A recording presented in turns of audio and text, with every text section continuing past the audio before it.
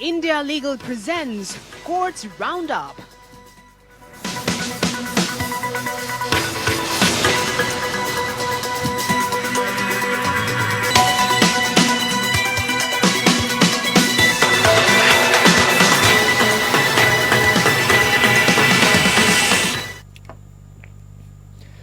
नमस्कार, आप देख रहे हैं हमारी खास पेशकश कोर्ट्स राउंडअप। मैं हूं आपके साथ कुमार कुणाल धीरज।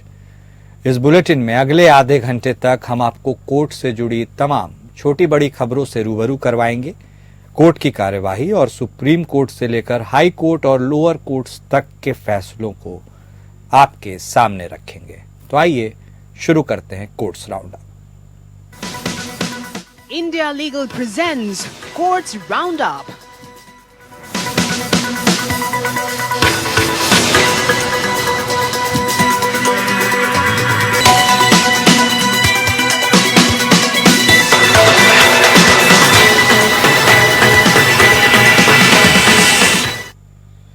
सुप्रीम कोर्ट ने कहा है कि अभियुक्त के खिलाफ एक मामले में मुकदमा लंबित होना उसे सजा के निलंबन का लाभ देने से इनकार करने का आधार नहीं हो सकता।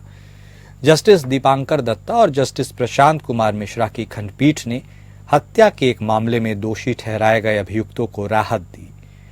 उक्त अभियुक्तों को हाईकोर्ट द्वारा सजा के निलंबन का लाभ देने से इनकार किया गया था। अभियुक्तों ने अन्य सह अभियुक्तों के साथ समानता की मांग की, जिन्हें सजा के निलंबन का लाभ दिया गया। अभियुक्तों में से एक की सजा के निलंबन की याचिका का राज्य द्वारा इस आधार पर विरोध किया गया कि उसके खिलाफ एक अन्य आपराधिक मामले में मुकदमा लंबित है। हालांकि अभियुक्त द्वारा यह तर्क दिया गया कि केवल मुकदमे के लंबित होने के कारण अपीलकर्ता या अभियुक्त नरेंद्र सिंह की सजा के निलंबन की प्रार्थना पर विचार करने में इस न्यायालय के आड़े नहीं आना चाहिए। हाईकोर्ट के निर्णय को दरकिनार करते हुए न्यायालय ने अपीलकर्ता की दलील स्वीकार की और उसे सजा के निलंबन का लाभ प्रदान किया।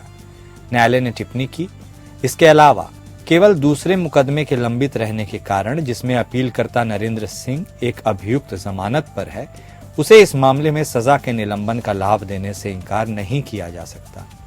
आखिरकार उसे दोषी पाए जाने तक निर्दोष माना जाता है। न्यायालय ने कहा कि उपर्युक्त कारकों को ध्यान में रखते हुए हमारा मानना है कि अपीलकर्ताओं ने सेशन कोर्ट द्वारा लगाए जाने वाले नियमों और शर्तों पर सजा के निलंबन और जमानत पर रिहा करने के लिए पर्याप्त आधार बनाए हैं, फिर अपील स्वीकार की गई।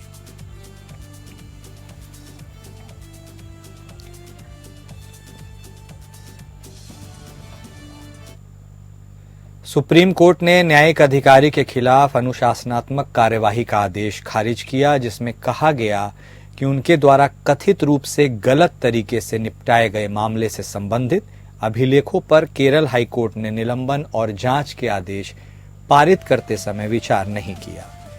न्यायालय ने कहा कि इससे अनुशासनात्मक कार्यवाही शुरू करना कानूनी रूप से अवैध हो गया। जस्टिस ऋषिकेश रॉय और जस्टिस SVN भट्टी की खंडपीठ केंद्र शासित प्रदेश लक्षद्वीप के निलंबित उप न्यायाधीश सह मुख्य न्यायिक मजिस्ट्रेट के मामले पर विचार कर रही थी।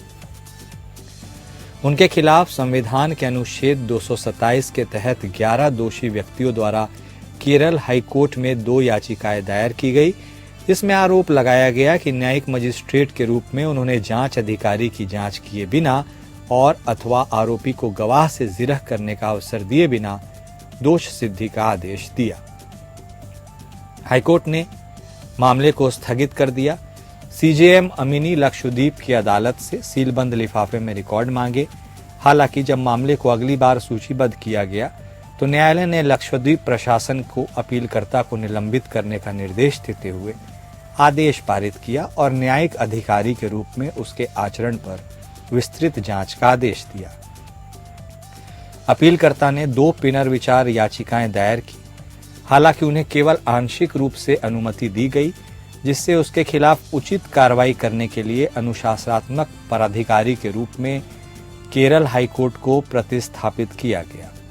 अपीलकर्ता ने सुप्रीम कोर्ट का दरवाजा खटखटाया।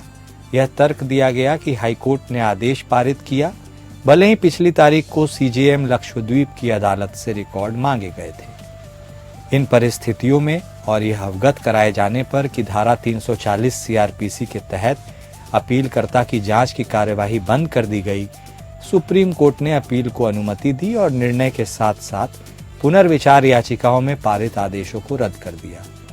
मूल याचिकाओं को उनके मूल नंबरों पर बहाल किया और हाईकोर्ट के चीफ जस्टिस को उनकी शीघ्र सुनवाई के लिए उचित आदेश जारी करने का निर्देश दिया।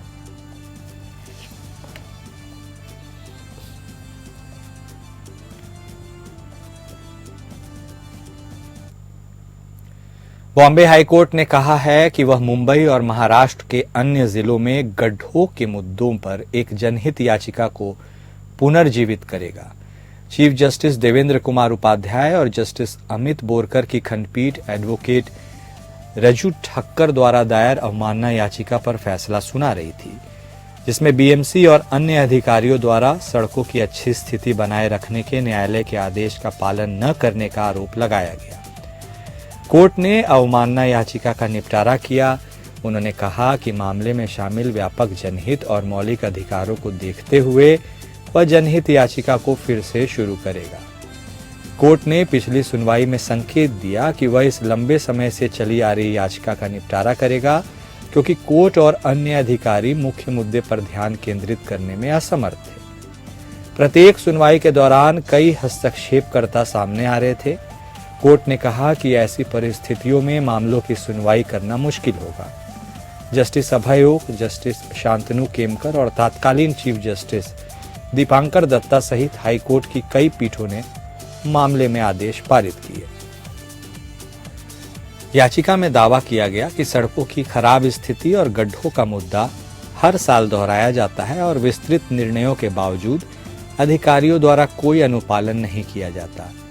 जस्टिस अभय ओक, जो अब सुप्रीम कोर्ट के जज हैं, उनके नेतृत्व वाली पीठ ने मई 2015 में कई याचिकाओं और 2013 से लंबित स्वतः संज्ञान जनहित याचिका पर विस्तृत निर्णय पारित किया। इसमें राज्य और नागरिक नागरिकों को गड्ढों से मुक्त सड़कें देने के लिए कई निर्देश दिए गए थे। इसके अलावा 2018 में स्वतः संज्ञान जनहित याचिका में न्यायालय ने सड़कों की खराब स्थिति पर ध्यान दिया। 24 फरवरी और 12 अप्रैल 2018 के फैसले में कई निर्देश जारी किए। न्यायालय ने नगर निगमों, राज्य सरकार और अन्य अधिकारियों को गलियों, सड़कों और फुटपाथों को उचित स्थिति में बनाए रखने के निर्देश जारी किए थे।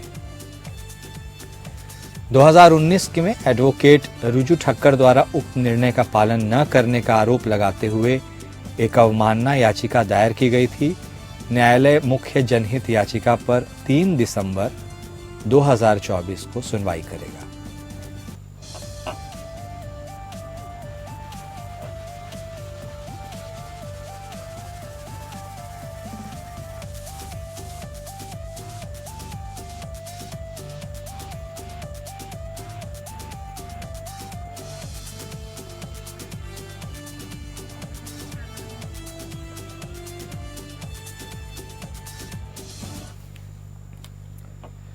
गुजरात हाईकोर्ट ने भारतीय जनता पार्टी विधायक गीताबा जडेजा के बेटे गणेश जडेजा को नियमित जमानत दी।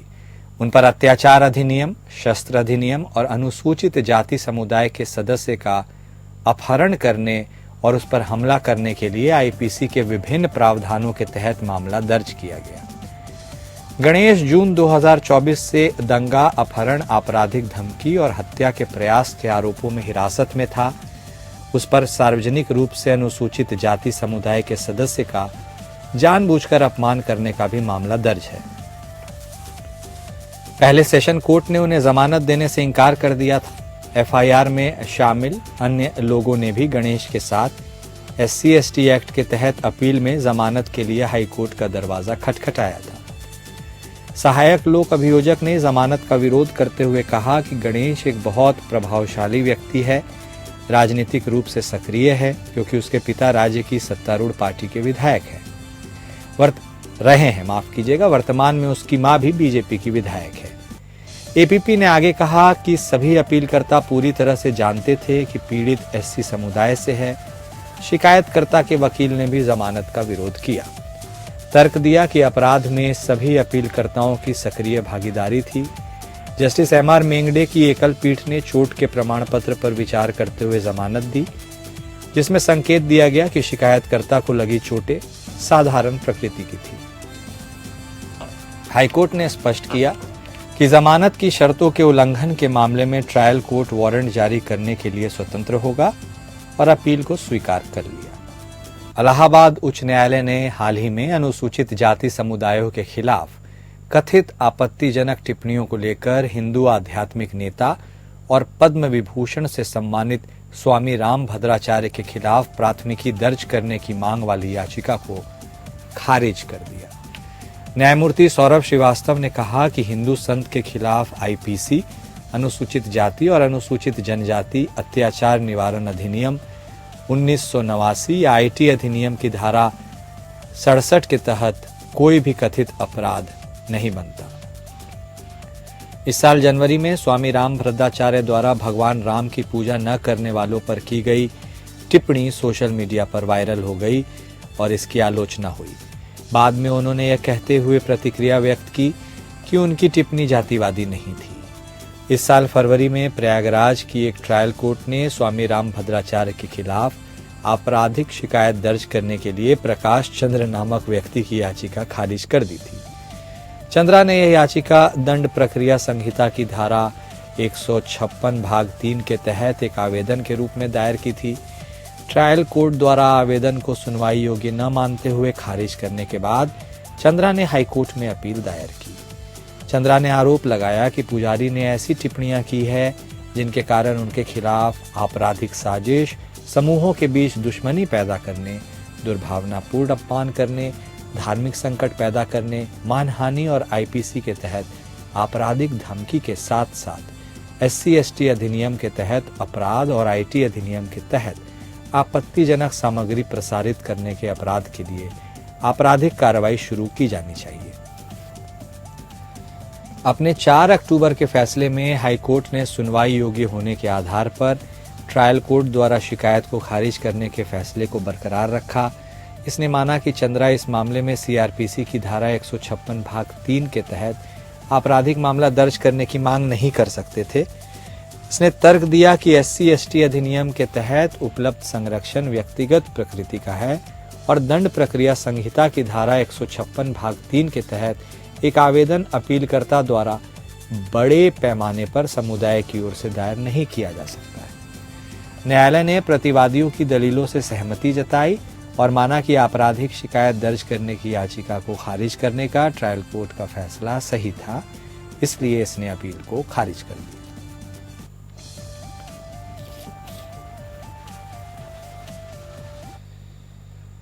भूमि पर कब्जे से संबंधित मामले की सुनवाई करते हुए मध्य प्रदेश हाईकोर्ट ने कहा कि राज्य के अधिकारी गुंडों की तरह काम नहीं कर सकते और किसी व्यक्ति को उसकी संपत्ति से बेदखल करके यह दावा नहीं कर सकते कि वह अवैध रूप से बेदखल व्यक्ति को कोई मुआवजा लाभ नहीं देंगे। ऐसा कहते हुए न्यायालय ने फिर से पुष्टि की कि किसी को भी उसकी संपत्ति के अधिकार से वंचित नहीं किया जा सकता, जो न केवल एक संवैधानिक अधिकार है बल्कि मानवाधिकार भी है।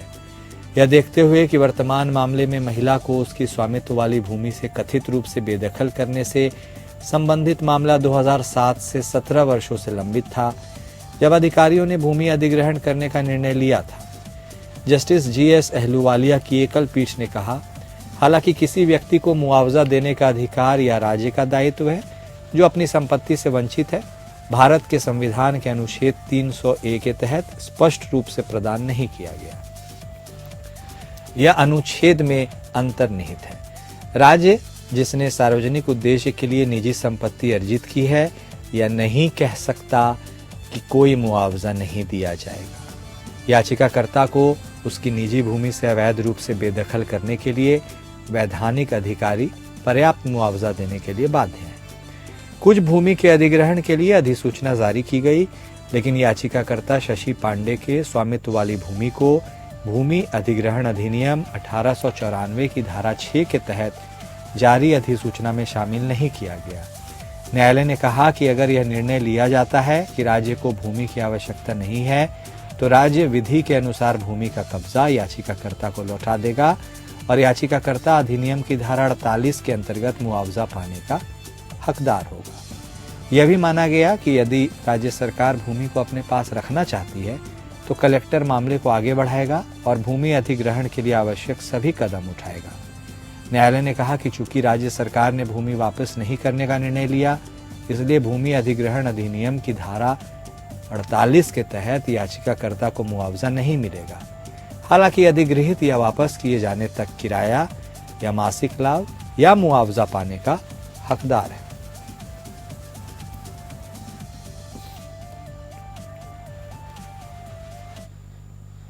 कलकत्ता उच्च न्यायालय ने केंद्रीय स्वास्थ्य मंत्रालय को पश्चिम बंगाल के कल्याणी स्थित अखिल भारतीय आयुर्विज्ञान संस्थान यानी एम्स की बुनियादी सुविधाओं में सुधार करने का निर्देश दिया ताकि इसे दिल्ली और ऋषिकेश स्थित एम्स की सुविधाओं के बराबर लाया जा सके। ये जयनगर बलात्कार मामला 9 वर्षीय बच्ची के बलात्कार और हत्या से संबंधित है, जिसे 5 अक्टूबर की सुबह जयनगर के महिसमारी इलाके में पाया गया था। न्यायमूर्ति तीर्थंकर घोष ने जयनगर बलात्कार और हत्या मामले में पीड़िता के पिता की याचिका का निपटारा करते हुए निर्देश जारी किया। नाबालिग पीड़िता के पिता ने अनुरोध किया था कि इस मामले में पोस्टमार्टम केंद्र सरकार द्वारा संचालित अस्पताल में कराया जाए। इसके परिणाम स्वरूप सोमवार को न्यायालय ने आदेश दिया था कि पोस्टमार्टम कल्याणी स्थित एम्स में कराया जाए। आज न्यायालय को सूचित किया गया कि कल्याणी स्थित एम्स में पोस्टमार्टम सुविधा का अभाव है। इसे देखते हुए उच्च न्यायालय ने अब कल्याणी स्थित एम्स को राज्य द्वारा संचालित जेएनएम अस्पताल में उपलब्ध बुनियादी ढांचे का उपयोग करके प्रक्रिया संचालित करने का निर्देश दिया है। विशेष रूप से न्यायालय ने अतिरिक्त सॉलिसिटर जनरल को एम्स कल्याणी में कमियों का आकलन करने और उनकी पहचान करने के लिए एक स्वास्थ्य प्रभारी टीम भेजने का निर्देश दिया ताकि उन्हें सुधारा जा सके। न्यायालय ने कहा कि बुनियादी ढांचे में सुधार का यह काम 31 दिसंबर 2025 तक पूरा किया जाना है। न्यायमूर्ति घोष ने टिप्पणी की, ऐसा इसलिए किया जाना चाहिए ताकि आम आदमी डॉक्टरों की बेहतरीन सेवाओं का लाभ उठा सके। आप समझने की कोशिश करें, सबसे पहले इस एम्स से बहुत से छात्र निकलेंगे, उन्हें पोस्टमार्टम का अनुभव नहीं है। लोग इलाज के लिए दक्षिण भारत क्यों जाएं? न्यायालय ने पश्चिम बंगाल सरकार को यह सुनिश्चित करने का भी निर्देश दिया कि एम्स शाखा के पुनरुद्धार में कोई बाधा न आए और इसके लिए आवश्यक सभी अनुमतियां प्रदान की जाए।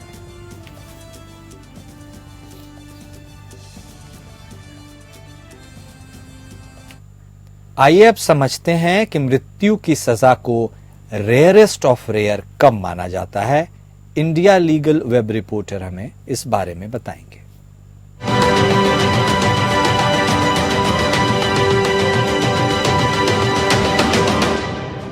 रेयरेस्ट ऑफ रेयर केस का मतलब है एक ऐसा क्राइम जो कि इतना हीनेस हो कि इसके लिए सबसे कठोर सजा देनी चाहिए, जो आमतौर पर डेथ पेनल्टी होती है। ये principle Bachan Singh versus state of Punjab में एस्टैब्लिश हुआ, जहां कोर्ट ने कुछ की क्राइटेरिया आउटलाइन किए जो कि इस तरह के केस के लिए हैं। ये क्राइटेरिया हैं क्राइम का ब्रूचुअल मैनर होना, मोटिव में डेप्रेविटी, सोशली रिपल्सिव एक्ट्स, क्राइम का मैग्नीट्यूड जैसे मल्टीपल मर्डर्स और विक्टिम की वल्नरेबिलिटी, फॉर एग्जाम्पल बच्चे, औरतें या बूढ़े। हाल ही में एक केस के जो उड़ीसा के अंगुल डिस्ट्रिक्ट से है, एक सेशंस कोर्ट ने 2 आदमियों को परिवार के 3 सदस्यों के मर्डर के लिए डेथ पेनल्टी दी। विक्टिम्स जो कि एक परिवार के 3 लोग थे, उनका गला काट के उन्हें मार दिया गया था। कोर्ट ने जिसे rarest of rare case decide किया क्योंकि क्राइम की कोल्ड ब्लडेड और कैलकुलेटेड नेचर थी, जो कि अक्यूज्ड के पैसे चुराने की इच्छा से मोटिवेटेड थी।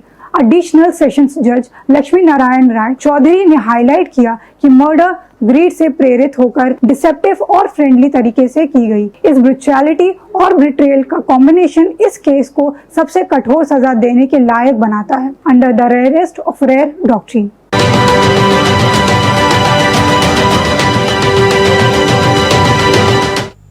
और कोर्ट्स राउंड अप में अभी के लिए इतना ही। नमस्कार।